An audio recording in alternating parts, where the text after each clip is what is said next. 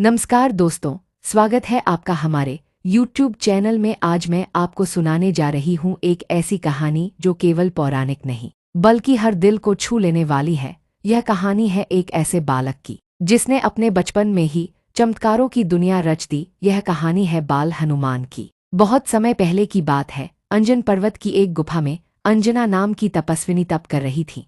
उनके तप से प्रसन्न होकर वायुदेव और भगवान शिव ने उन्हें एक दिव्य बालक का वरदान दिया और वहीं जन्म हुआ हनुमान का। अंजना ने जैसे ही उस बालक को देखा, वह रोशनी से चमक रहा था। उसकी आंखों में शरारत और चेहरे पर तेज था। नाम रखा गया हनुमान, लेकिन कोई नहीं जानता था कि यह बालक आगे चलकर भगवान राम का सबसे प्रिय सेवक, भक्त और संगी बनेगा। हनुमान बचपन से ही असाधारण थे। वे केवल बलशाली ही नहीं थे बल्कि अत्यंत जिज्ञासु और चंचल भी थे। एक दिन की बात है जब वो अभी छोटे ही थे। सुबह सुबह उनकी आंख खुली और उन्होंने आकाश में लाल रंग का सूरज चमकते देखा। उन्हें लगा, अरे ये तो कोई बड़ा सा चमकीला फल है, और वो तुरंत आसमान की ओर उड़ चले उसे खाने के लिए। ये देखकर देवता घबरा गए। एक छोटा सा बालक सूरज को निगलने जा रहा था। इंद्रदेव को यह देखा नहीं गया। उन्होंने तुरंत अपना वज्र फेंका। वज्र आकर हनुमान को लगा और वे बेहोश होकर धरती पर गिर पड़े।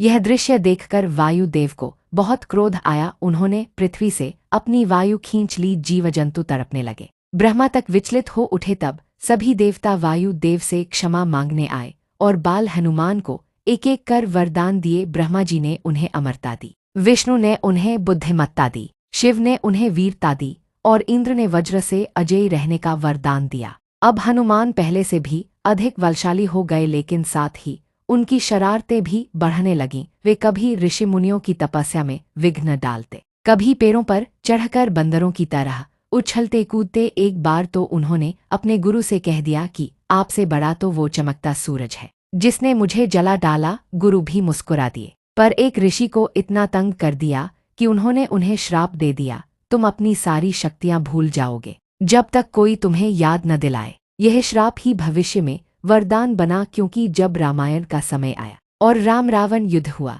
तब जामवंत ने हनुमान को उनकी भूली हुई शक्तियों की याद दिलाई और फिर हनुमान ने वो कर दिखाया जो किसी ने सोचा भी नहीं था। समुद्र लांघकर सीता माता को खोज लाना, संजीवनी पर्वत उठाना और रावण की लंका में आग लगाना। पर वो सब बाद की बातें हैं। हम लौटते हैं उस मासूम बालक की तरफ जो अपनी माँ अंजना को मामा कहकर बुलाता था और जंगल में उछलता कूदता हुआ बंदरों के साथ खेलता था। माँ अक्सर उन्हें डांटती, हनुमान शांत रहो, थोड़ी देर तो बैठो। और हनुमान हंसते हुए कहते,